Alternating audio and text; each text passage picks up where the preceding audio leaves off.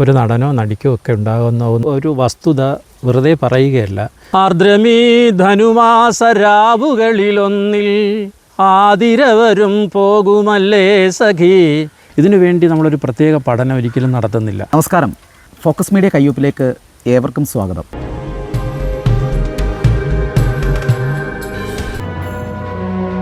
Doctor തോട്ടം ഭുവനേന്ദ്രൻ നായർ തോട്ടത്തിൽ ശ്രീധരൻ പിള്ളയുടെയും സുമതിയമ്മയുടെയും മകനായി 1962 തിരുവനന്തപുരം ജില്ലയിൽ പകൽക്കുറിയിൽ ജനിച്ച ഇദ്ദേഹം പകൽക്കുറി ഹയർ സെക്കൻഡറി സ്കൂളിൽ നിന്നും ഹൈസ്കൂൾ വിദ്യാഭ്യാസം പൂർത്തിയാക്കി. ഹൈസ്കൂൾ വിദ്യാഭ്യാസത്തിന് ശേഷം BSc, B.Ed, MA എന്നീ ബിരുദങ്ങൾ കേരള യൂണിവേഴ്സിറ്റിയിൽ നിന്നും പൂർത്തീകരിച്ചു. PhD കാലിക്കറ്റ് യൂണിവേഴ്സിറ്റിയിൽ നിന്നും നേടിയതിനു ശേഷം 1980കളിൽ കേരള ശാസ്ത്ര സാഹിത്യ പരിഷത്ത് സജീവ പ്രവർത്തകനായിരുന്നു. തൃശൂർ മലയാള പഠന ഗവേഷണ കേന്ദ്രം സ്ഥാപിച്ചപ്പോൾ അതിൻ്റെ ഡയറക്ടറും ചെയർമാനുമായി പ്രവർത്തിച്ചിട്ടുണ്ട്. തുടർന്ന് തിരുവിതാംകൂർ ദേവസ്വം ബോർഡ്, കേരള ഭാഷാ ഇൻസ്റ്റിറ്റ്യൂട്ട്, സിവിൽ സർവീസ് അക്കാദമി, കേരളത്തിലെ നിരവധി കോളേജ് എന്നിവിടങ്ങളിൽ അധ്യാപകനായും മാർഗദർശിയായും സേവനമനുഷ്ഠിച്ചു. 1000-ലധികം സാഹിത്യ ക്യാമ്പുകൾക്ക് നേതൃത്വം നൽകുകയും 10,000-ലധികം വേദികളിൽ സർഗപ്രഭാഷണം നടത്തുകയും ചെയ്തിട്ടുണ്ട്. കൂടാതെ ആകാശവാണി, ദൂരദർശൻ, അമൃത TV എന്നീ ചാനലുകളിൽ സേവനം അനുഷ്ഠിച്ചിട്ടുണ്ട്. ഒരു കവിതാ സമാഹാരവും കഥാസമാഹാരവും മലയാള സാഹിത്യ ലോകത്ത് ഇദ്ദേഹത്തിൻ്റെ സംഭാവനയാണ്. കൂടാതെ പകൽക്കുറിയുടെ ഇതിഹാസം എന്ന പുസ്തകത്തിൻ്റെ എഡിറ്ററിൽ ഒരാൾ കൂടിയായി പ്രവർത്തിച്ചിട്ടുണ്ട്. ഇപ്പോഴും 3 പുസ്തകങ്ങളുടെ പണിപ്പുരയിലാണ് ഇദ്ദേഹം. ഇപ്പോൾ ഇന്ദിരാഗാന്ധി നാഷണൽ ഓപ്പൺ യൂണിവേഴ്സിറ്റിയിലും SSIയിലും റിസർച്ച് പ്രൊഫസറായും സേവനമനുഷ്ഠിക്കുന്നു. നിരവധി അവാർഡുകളും ഇദ്ദേഹത്തെ തേടി എത്തിയിട്ടുണ്ട്. അറിയാം ഈ സർഗപ്രതിഭയെക്കുറിച്ച്.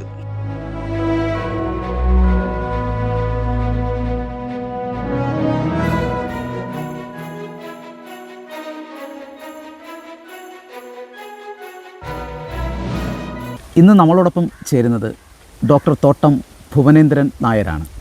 നമസ്കാരം സാർ. നമസ്കാരം. കേരളത്തിൽ ഏകദേശം 10,000-ൽ പരം വേദികൾ സർഗാത്മകമായിട്ടുള്ള പ്രഭാഷണം കഴിഞ്ഞിരിക്കുകയാണ്. എന്താണ് അതിനെക്കുറിച്ച് പറയാനുള്ളത്?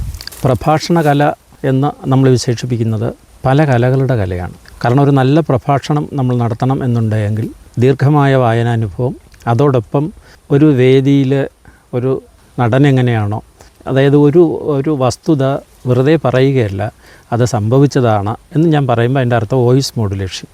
ഒരു നടനോ നടിക്കോ ഒക്കെ ഉണ്ടാകുന്ന ഒരു വോയിസ് മോഡുലേഷൻ, വസ്തുതകളുടെ അവതരണത്തിൻ്റെ രീതി, ഏകതാനതയോടുകൂടി മാത്രം കാര്യങ്ങൾ അവതരിപ്പിക്കാതെ പ്രശ്നങ്ങളെ, അതായത് അവതരിപ്പിക്കുന്ന വസ്തുതകളെ ഈ കേൾവിക്കാരായി അല്ലെങ്കിൽ കാഴ്ചക്കാരായി ഇരിക്കുന്ന ജനങ്ങളുടെ മനസ്സിലേക്ക് എത്തത്തക്ക രീതിയിൽ പറയുന്ന ആൾ, പ്രഭാഷകൻ അനുഭവിച്ചത് തന്നെയാണ് എന്ന് തോന്നത്തക്ക രീതിയിൽ പറഞ്ഞെത്തിക്കുക, സമയബന്ധിതമായി. ഞാനൊരു 18ാമത്തെ വയസ്സ് മുതൽ തുടങ്ങിയ ഈ ഒരു ജ്ഞാനയജ്ഞമാണിത്, പ്രഭാഷണ യജ്ഞം. മറ്റ് പലതും ഇതിനോടൊപ്പം വന്നു ചേർന്നതാണ്. കേരളത്തിലെ വിവിധ കേന്ദ്രങ്ങളിലായിട്ട് സാറ് പ്രഭാഷണം നടത്തുന്നുണ്ട്. പല വിഷയങ്ങളാണ്. അതിനെക്കുറിച്ചുള്ള സ്റ്റഡി എങ്ങനെയായിരുന്നു? ഈ വിഷയങ്ങളെക്കുറിച്ചുള്ള സ്റ്റഡി എന്ന് പറയുന്നത്, സ്റ്റഡി നിരന്തരമുണ്ട്, വായന നിരന്തരമുണ്ട്. കാരണം പ്രഭാഷണം മാത്രമല്ല, അധ്യാപനത്തിന് വേണ്ടിയുള്ള ദീർഘമായ വായനകളുണ്ട്, ഈ നാടകപ്രവർത്തകൻ എന്നുള്ള നിലയിലുള്ള വായനാനുഭവങ്ങളുണ്ട്. അതുപോലെ ജനജീവിതവുമായി ബന്ധപ്പെട്ട നിരവധി പ്രശ്നങ്ങളെ പഠിക്കുന്നതിലുള്ള നേരിട്ടും അല്ലാതെയുമുള്ള വായനാനുഭവങ്ങളുണ്ട്. ഇതൊക്കെ ഒരു പ്രഭാഷകന് ഉചിതമായി സമ്മേളിപ്പിക്കാൻ കഴിയണം. സൂര്യാംശോരോ വയൽപ്പൂവിലും വൈരം പതിക്കുന്നു, സൂര്യാംശം ഓരോ വയൽപ്പൂവിലും വൈരം പതിക്കുന്നുവോ, ഇത് പാടി അങ്ങ് കളയുകയല്ല ചെയ്യുന്നത്. എങ്ങനെയാണ് ഈ സൂര്യാംശവും വയലിൽ വൈരം പതിക്കുന്നത് എന്ന് കോളേജിലെ അധ്യാപകരെ പഠിപ്പിക്കുമ്പോഴും കുട്ടികളെ പഠിപ്പിക്കുമ്പോഴും യൂണിവേഴ്സിറ്റി തലത്തിൽ റിസർച്ച് ചെയ്യുമ്പോഴും എല്ലാം ഇത് നിങ്ങൾ കണ്ടിട്ടുണ്ടോ? എങ്ങനെയാണ് ഒരു മഞ്ഞുതുള്ളിയിലേക്ക് പ്രപഞ്ചം പ്രതിഫലിക്കുന്നത് എന്നത് കണ്ടയാളാണ്. കുട്ടികളെ ആ കാഴ്ചപ്പാടിലേക്ക് നമുക്ക് കൊണ്ടുപോകാൻ കഴിയും. ആദ്യമായിട്ട് പ്രഭാഷണം നടത്തിയത് ഏകദേശം ഒരു PDC പഠിക്കുന്ന കാലഘട്ടങ്ങളിലായിരുന്നു. ഒരു 17-18 വയസ്സുള്ള സമയം. ചില ആളുകളെ സംബന്ധിച്ചെന്ന് പറഞ്ഞാൽ ഒരു അറിവിൻ്റെ അക്ഷയ കേന്ദ്രമായിരിക്കും, പക്ഷേ പ്രസൻറ്റ് ചെയ്യാനുള്ള കഴിവുകൾ സ്വാഭാവികമായിട്ട് കുറവായിരിക്കും. താങ്കൾ പറഞ്ഞത് വളരെ ശരിയാണ്. എനിക്കതിന് കഴിഞ്ഞ എങ്ങനെയാണെന്ന് ചോദിച്ചു കഴിഞ്ഞാൽ, ഞങ്ങളുടെയൊക്കെ സ്കൂളിൽ പഠിക്കുമ്പോൾ ആഴ്ചയിൽ ഒരു ദിവസം extra curricular activities, ECA period എന്ന് പറയും. ഇപ്പോഴതില്ല. അപ്പോൾ എല്ലാ വെള്ളിയാഴ്ച അല്ലെങ്കിൽ വ്യാഴാഴ്ച അവസാനത്തെ പീരീഡാണ്. അപ്പോൾ മിക്കവാറും ECA പീരീഡിൽ പല പരിപാടികൾ ഞാൻ നടത്തുമായിരുന്നു. ഞങ്ങളുടെ അധ്യാപകർ എനിക്ക് അതിനുള്ള അനുവാദം തന്നിരുന്നു. ചിലപ്പോൾ ഞാൻ അധ്യക്ഷനാകും, ഞാൻ സ്വാഗതക്കാരനാകും, ഞാൻ മുഖ്യ പ്രഭാഷകനാകും, കവിത ചൊല്ലും. ഇതായിരുന്നു യഥാർത്ഥത്തിൽ എൻ്റെ പരിശീലന കളരി. അപ്പോൾ ഇവിടെ ചോദിച്ച ഒരു കാര്യം എന്ന് പറഞ്ഞാൽ എങ്ങനെ ഇതിൻ്റെ ഒരു ട്രെയിനിങ് നടന്നു. ഈ ട്രെയിനിങ് എന്ന് പറയുന്നത് സ്വാഭാവികമായി വന്ന് സംഭവിച്ചതാണ്. ഇതിനു വേണ്ടി നമ്മളൊരു പ്രത്യേക പഠനം ഒരിക്കലും നടത്തുന്നില്ല. പഠിച്ചുകൊണ്ടേയിരിക്കണം. എപ്പോഴും ഒരു നല്ല പ്രഭാഷകൻ പഠിച്ചുകൊണ്ടേയിരിക്കണം, ഏത് വിഷയത്തെ സംബന്ധിച്ചായാലും.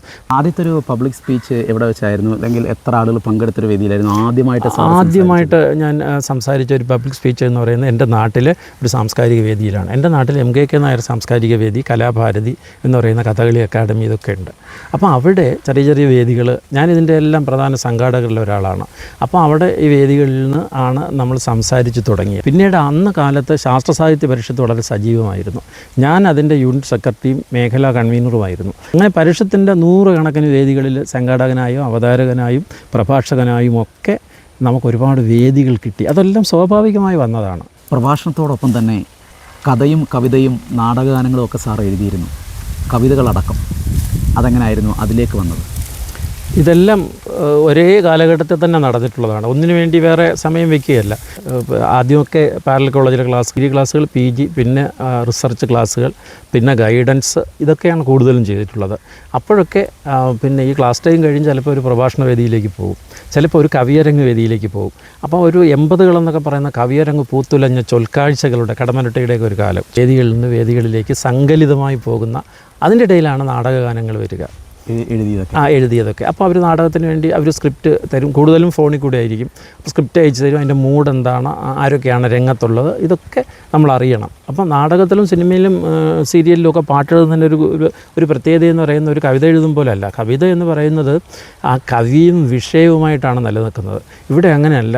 ഇവിടെ എഴുത്തുകാരനുണ്ട്, എഴുത്തുകാരൻ എഴുതിയ നാടകമുണ്ട്, അല്ലെങ്കിൽ എഴുത്തുകാരൻ്റെ തിരക്കഥയുണ്ട്. അതിനു വേണ്ടിയാണ് നമ്മൾ എഴുതുന്നത്. ഏതൊക്കെ രചനകളാണ് ഇപ്പോൾ സാറ് ചെയ്തിട്ടുള്ളത്? ഞാൻ പ്രധാനമായിട്ടും കവിത, കഥ, കൂടുതൽ കലാനിരൂപണങ്ങൾ, സാഹിത്യ ചരിത്ര പഠനങ്ങൾ, ഈ രീതിയിലാണ്. കവിതകൾ ഒരു 60ഓളം കവിതകൾ ചേർത്തുള്ള ഋതുമൊഴി എന്നുള്ള കവിതാ സമാഹാരം. പിന്നെ വരുന്നതെന്ന് പറയുന്നത് ലളിതഗാനങ്ങൾ. ആകാശവാണിക്ക് വേണ്ടി 50ലധികം ലളിതഗാനങ്ങൾ എഴുതിയിട്ടുണ്ട്. മറ്റ് ചാനലുകളിൽ ലളിതഗാനത്തെക്കുറിച്ച് ഉള്ള പരിപാടികൾ, അല്ലെങ്കിൽ സാഹിത്യത്തെക്കുറിച്ചുള്ള പരിപാടികൾ, ചെറുകഥയെക്കുറിച്ചുള്ള പരിപാടികൾ, ഇതൊക്കെ ചെയ്തിട്ടുണ്ട്. ഒരു 6 മാസം മുമ്പ് ഈ വിൽപ്പാട്ടിനെക്കുറിച്ച്, പിന്നെ കഥ സമാഹാരം വരുന്നത് ഒരു 25ഓളം കഥകൾ, പ്രത്യേകിച്ച് അത് ബാലകഥകൾ ആണ് അതിനകത്ത് കൂടുതലും. പിന്നെ എഴുതിയൊരു പുസ്തകം, അതൊരു എഡിറ്റിംഗ് വർക്കാണ്. ഞാനും എൻ്റെ 2 സുഹൃത്തുക്കളും ചേർന്ന പകൽക്കുറിയുടെ ഇതിഹാസം, എൻ്റെ ജന്മനാടിൻ്റെ ഇതിഹാസം. പകൽക്കുറി വിശ്വൻ എന്ന് പറയുന്ന കവി സുഹൃത്തും ദേവൻ പകൽക്കുറി എന്ന് പറയുന്ന എഴുത്തുകാരനും ഞങ്ങൾ 3 പേര് ചേർന്ന് എഡിറ്റ് ചെയ്ത വലിയ പുസ്തകം. ഇനി 3 പുസ്തകങ്ങൾ തയ്യാറാക്കി വെച്ചിരിക്കുകയാണ്. ഒന്ന് ഒരു നാടക പഠനം എന്ന് പറയുന്നത്, പിന്നീടുള്ളത് ആത്മക്കുറിപ്പുകളാണ്. ഇതാണ് പുസ്തകം. എൻ്റെ പ്രൊഫഷൻ എന്ന് പറയുമ്പോൾ ഏതെങ്കിലും ഒരു മേഖലയല്ല, ഒരുപാട് മേഖലകൾ സംയുക്തമായിട്ടുള്ള ഒരു പ്രൊഫഷനാണ്. ഏറ്റവും കൂടുതൽ കാലം ഞാൻ ചെയ്തുകൊണ്ടിരിക്കുന്ന അധ്യാപനം തന്നെയാണ്. എൻ്റെ ഈ പ്രഭാഷണ കലയിലും അധ്യാപന സാധ്യതകളാണ് ഉള്ളതെന്ന് ഞാൻ നേരത്തെ പറഞ്ഞു. ശാസ്ത്രീയ കോളേജുകൾ, റെഗുലർ കോളേജുകൾ, യൂണിവേഴ്സിറ്റി തലങ്ങൾ, അക്കാഡമിക് കോളേജ് അധ്യാപകരെ പഠിപ്പിക്കുന്ന കോളേജ്, പിന്നെ വിവിധ IAS അക്കാഡമികൾ, പിന്നെ വിവിധ യൂണിവേഴ്സിറ്റികൾ, അവിടെയൊക്കെ വിസിറ്റിംഗ് പ്രൊഫസറായിട്ട് ഇന്നും സേവനമനുഷ്ഠിക്കുന്നു. ദേവസ്വം ബോർഡ് അത് ദേവസ്വം ബോർഡിൻ്റെ എഡ്യൂക്കേഷൻ ഓഫീസറായിരുന്നു. അവരുടെ സെൻട്രൽ സ്കൂൾ പ്രിൻസിപ്പലായിരുന്നു. സിനിമാ മേഖലയിലേക്ക് അതിൻ്റെ കവിതകളും അതോടൊപ്പം തന്നെ സിനിമാ ഗാനങ്ങളൊക്കെ എഴുതുന്നതുമായി ബന്ധപ്പെട്ടുകൊണ്ടൊക്കെ പ്രവർത്തിക്കുന്നു എന്നുള്ളതാണ്. പ്രവാസി മലയാളികളുടെ ഒരു വലിയ കൂട്ടായ്മയാണ് ഗ്ലോബൽ ഇന്ത്യ. ഗ്ലോബൽ വേൾഡിന് വേണ്ടിയാണ് അത് ചെയ്യുന്നത്. തമ്പി കുര്യൻ എന്ന് പറയുന്ന പ്രവാസി വ്യവസായിയാണ് അതിൻ്റെ നിർമ്മാണം. എൻ്റെ പ്രിയ ആത്മാർത്ഥ സുഹൃത്ത് KC തുളസിദാസാണ് സംവിധാനം ചെയ്യുന്ന ഗ്രീൻ അലർട്ട്. ആ ഒരു ഫീച്ചർ ഫിലിം പോലുള്ള ഒരു ഉദ്ദേശാധിഷ്ഠിത ചിത്രമാണ്. അതിനകത്ത് 2 പാട്ട്. ആ സിനിമയുടെ ചർച്ചയിലുടനീളം എൻ്റെ പങ്കാളിത്തം ഉണ്ടായിരുന്നു. ഒരുപാട് പ്രതീക്ഷയുണ്ട്. വലിയൊരു തിരക്കിനിടയിലും സാറ് പരമ്പരാഗത കൃഷി രീതികൾ ചെയ്തു വരുന്ന ഒരു വ്യക്തി കൂടിയാണ്. ഇത്രത്തോളം കൃഷിയെ സ്നേഹിക്കുന്നതിൽ എങ്ങനെയാണ് അതിൻ്റെ കൃഷി രീതിയെ? തീർച്ചയായും എന്നിൽ എന്തൊക്കെ ഉണ്ടോ അതെല്ലാം ഈ മണ്ണിൽ നിന്നുണ്ടായതാണെന്ന് വിശ്വസിക്കുന്ന ആളാണ്. ഞാനൊരു കാർഷിക കുടുംബത്തിലാണ് ജനിച്ചത്. ഞങ്ങളുടെ പാടങ്ങളെല്ലാം ഞങ്ങൾ താമസിക്കുന്നിടത്തുനിന്ന് പകൽക്കുറിയിൽ നിന്ന് 3 കിലോമീറ്റർ അകലെ വെളുന്നല്ലൂരായിരുന്നു ഞങ്ങളുടെ പാടങ്ങളെല്ലാം. വെളുന്നല്ലൂർ എന്ന് പറയുന്ന കാർഷിക സമൃദ്ധിയുടെ ഒരു ഗ്രാമമായിരുന്നു. ഇന്നും അവിടെ ഈ കാളച്ചന്തയും ഈ ഉരുക്കളുള്ള വ്യാപാരം പൂട്ടും, ഈ ഉരുക്കളുടെ വ്യാപാരം, മണൽ വാണിഭം, ഇതൊക്കെ ശ്രീരാമക്ഷേത്രവുമായി ബന്ധപ്പെട്ട് നടക്കുന്നുണ്ട്. അങ്ങനെ ചരിത്രപരമായ ഒരുപാട് കൗതുകങ്ങളുള്ള ഒരു സ്ഥലത്താണ് ഞാൻ ജനിച്ചു വളർന്നത്. അപ്പോൾ രാവിലെ ചെറിയ പ്രായമുള്ളപ്പോൾ തന്നെ 3ലും 4ലും പഠിക്കുന്ന സമയത്ത് തന്നെ ഈ കൃഷിക്കാരോടൊപ്പം ജീവിക്കുക. അവർക്ക് കഞ്ഞി കൊണ്ട് 3 കിലോമീറ്റർ നടന്നു പോവുക, എന്നിട്ട് തിരിച്ച് കൊയ്തു കൊണ്ടുവരുമ്പോൾ 2 കറ്റയെങ്കിലും തലയിൽ വെച്ചുകൊണ്ട് വരിക. എനിക്കത് വലിയ അഭിമാനമായിരുന്നു, വലിയ അന്തസ്സായിരുന്നു. ഇന്നും അത് തന്നെയാണ്. ഇന്നും എൻ്റെ വീട്ടിൻ്റെ മുമ്പിൽ എനിക്ക് പാടമുണ്ട്. പക്ഷേ അടുത്ത ഒരു പൂവിന് കൃഷി ചെയ്യാൻ കഴിഞ്ഞില്ല. കാരണം പന്നിയുടെ ശല്യം, വേറെ ഒരു രീതിയിലും നമുക്ക് കൃഷിയെ പോഷിപ്പിച്ചുകൊണ്ട് പോകാൻ കഴിയുന്നില്ല. അപ്പോൾ എന്നും ഒരു കൃഷിക്കാരനാണ് എന്ന് പറയും. കൃഷി ചെയ്തുകൊണ്ടിരിക്കുമ്പോഴുള്ളൊരു പ്രത്യേകത, മണ്ണിനെ നമ്മൾ സ്നേഹിക്കുമ്പോൾ നമ്മൾ മനുഷ്യനെ സ്നേഹിക്കും. മണ്ണറിവില്ലാത്തതാണ് നമ്മുടെ പുതിയ തലമുറയുടെ ഏറ്റവും വലിയ പ്രത്യേകത. അപ്പോൾ എന്നും ഒരു കൃഷിക്കാരനായി അറിയാനാണ് എനിക്ക്. കാരണം പലരും പറയും അതൊക്കെ മോശമാണ്, കൃഷി നഷ്ടമല്ലേ എന്ന് പലരും എന്നോട് ചോദിച്ചിട്ടുണ്ട്. പിന്നെ എന്നെ പ്രോഗ്രാം ബുക്ക് ചെയ്യാൻ ഞാൻ പാടത്ത് നിൽക്കുമ്പോഴാണ് ആളുകൾ വരുന്നത്. അവരെൻ്റെ പേര് ചോദിച്ചിട്ടുണ്ട്. അപ്പോൾ ഞാൻ പറയാം സാറ് വീട്ടിലുണ്ട്. തിരിച്ച് ഞാൻ ഈ തുള്ളിയും കഴിഞ്ഞിട്ട് അവിടെ കയറി വരുമ്പോൾ അവരെന്നെയാണ് കാണുന്നത്. കൃഷിയെക്കുറിച്ചൊക്കെ നമ്മുടെ പാട്ടുകൾ ഇപ്പോൾ അന്യം നിന്ന് പോവുകയാണ്. കാർഷിക പാട്ടുകൾ, ഒരു കാർഷിക പാട്ട് സാറിന് പാടി. ഒരു കാർഷിക പാട്ട് എന്ന് നമ്മൾ ധാരാളം കാർഷിക പാട്ടുകളുണ്ട്. ഏനറിഞ്ഞടി കൊയ്ത നെല്ലെല്ലാം പാറ്റി മെതിച്ച നെല്ലെല്ലാം പാറ്റിയടി, പൊലിയുണങ്ങിയോ പെണ്ണാളെ പൂട്ടിമറിച്ച കണ്ടങ്ങൾ കണിക്കതിരു വന്നോടി. ഇങ്ങനെ വായ്ത്താരികളുടെ ഒരു പ്രണവ മന്ത്രരീതികളിൽ ഇതിങ്ങനെ പൊയ്ക്കൊണ്ടേയിരിക്കും. ഒരുപാട് പാട്ടുകൾ ഞാൻ കളക്ട് ചെയ്തൊരു പുസ്തകമുണ്ട്. ഞാൻ എൻ്റെ കസിൻ ബ്രദറും കൂടി, പകൽക്കുറി പുരുഷോത്തമൻ, അദ്ദേഹം യശശരീരനായ നടനാണ്, സംവിധായകനാണ്. ഞങ്ങൾ തന്തിനത്താനാനോ എന്ന് പറയുന്ന ഒരു നാടൻപാട്ട് പുസ്തകം, അതിൽ 60% ഈ തന്തിനത്താനോനിലെ കാർഷിക പാട്ടുകളാണ്. ഒട്ടനവധി അവാർഡുകൾ സാറിന് ലഭിച്ചിട്ടുണ്ട് എന്നുള്ളതാണ് എനിക്കറിയാൻ സാധിച്ചിട്ടുള്ളത്. ഏതൊക്കെ അവാർഡുകളാണ് സാറിന് ലഭിച്ചിട്ടുള്ളത്? എനിക്ക് ഒരു 20ലധികം അവാർഡുകൾ സംസ്ഥാന തലത്തിൽ കിട്ടിയിട്ടുണ്ട്. അത് അധ്യാപന കലയ്ക്കും കവിത, സാഹിത്യരംഗത്തുള്ള സമസ്ത സംഭാവനകൾ, സമസ്ത മേഖലകളിലുള്ള സംഭാവനകൾ, പിന്നീട് മാധ്യമരംഗത്തുള്ള സംഭാവനകൾ, ജീവകാരുണ്യ പ്രവർത്തനത്തിലുള്ള സംഭാവനകൾ, ഇങ്ങനെ വിവിധ മേഖലകൾ തിരിച്ചാണ് ആ സംഭാവനകളെല്ലാം. വളരെ വിസ്തൃതമാണ് ഈ അവാർഡുകളുടെ ഒരു പട്ടിക. ഇപ്പോഴും കിട്ടിക്കൊണ്ടിരിക്കുന്നു. ഒരുപാട് മേഖലകളിലൂടെ ഇപ്പോൾ നിരന്തരം യാത്ര ചെയ്തുകൊണ്ടിരിക്കുകയാണ്. ആ ഘട്ടങ്ങളിലും കുടുംബം വലിയ സപ്പോർട്ടാണ് എന്ന് നമുക്കറിയാം. അപ്പോൾ കുടുംബത്തെ സംബന്ധിച്ചുള്ളൊരു ഞാൻ ജനിച്ചത് എൻ്റെ ജന്മഗ്രാമം പകൽക്കുറിയാണ്. പകൽക്കുറി എന്നത് തിരുവനന്തപുരം ജില്ല അവസാനിക്കുന്ന സ്ഥലമാണ്. വടക്ക് കൊല്ലം ജില്ലയുമായി ചേരുന്ന ഇത്തിക്കരയാറ്റിൻ്റെ കരയിൽ. ഞാൻ സൂചിപ്പിച്ചല്ലോ, ഞാനൊരു കാർഷിക കുടുംബത്തിലാണ് ജനിച്ചത്. അച്ഛനും അമ്മയും നല്ല വിദ്യാഭ്യാസമുള്ളവരായിരുന്നു. അച്ഛൻ അന്നത്തെ ശാസ്ത്രീയ പഠനം അത് കഴിഞ്ഞിരുന്നെങ്കിൽ അദ്ദേഹത്തിന് അന്ന് കോളേജിൽ അധ്യാപകനാകാമായിരുന്നു. പക്ഷേ ഈ കൃഷിയോടുള്ള ആഭിമുഖ്യം കാരണം അദ്ദേഹം ആ പഠനം പൂർത്തീകരിച്ചില്ല. അമ്മ അന്നത്തെ 10ാം ക്ലാസ്സുകാരിയായിരുന്നു. അപ്പൂപ്പൻ ഹെഡ് മാസ്റ്ററായിരുന്നു ഞങ്ങളുടെ സ്കൂളിൽ. ഏറ്റവും മൂത്തത് ചേച്ചി, ബാക്കി ഞങ്ങൾ 5 ആണുങ്ങൾ. എനിക്ക് ഇളയ അനിയൻ കൂടി ഉണ്ടായിരുന്നു. അപ്പോൾ ഇതിൽ 3 പേര് മരിച്ചുപോയി. ഇനിയിപ്പോൾ 3 പേരെ ബാക്കിയുള്ളൂ. പിന്നീട് ഞാൻ വിവാഹം കഴിച്ചിരിക്കുന്നത് എൻ്റെ അപ്പച്ചിയുടെ മകളെയാണ്, വത്സലകുമാരി എന്ന് പറയും. അത് കടയ്ക്കലാണ്. അവിടെയാണ് നമ്മളിപ്പോൾ നിൽക്കുന്നത്. അപ്പോൾ എനിക്ക് 2 മക്കളാണ്. മൂത്തയാൾ അരുൺകുമാർ, മകൾ ദേവിക. മൂത്തയാൾ അധ്യാപകനാണ്, കടയ്ക്കൽ തന്നെ പുന്നമല സ്കൂളിലാണ്. മരുമകൾ KSFE ഉദ്യോഗസ്ഥയാണ്. ഇവിടെ ഈ മകളുടെ പഠിത്തം ഇതുവരെ തീർന്നിട്ടില്ല. അവൾ പഠിച്ചുകൊണ്ടിരിക്കുമ്പോൾ തന്നെ MA BEdും കഴിഞ്ഞ് മറ്റ് കോഴ്സുകൾ പഠിച്ചു. ഇപ്പം നെറ്റൊക്കെ ചെയ്തുകൊണ്ടിരിക്കുകയാണ്. അവൾക്ക് 2 ആൺമക്കളാണ്. മൂത്തവൻ 9ാം ക്ലാസ്സിൽ, രണ്ടാമത്തവൻ 2ാം ക്ലാസ്സിലാണ്. അയാളും കലാകാരനാണ്. മരുമകൻ എന്ന് പറയുന്നത് അയാൾ സോഫ്റ്റ്വെയർ എഞ്ചിനീയറാണ്.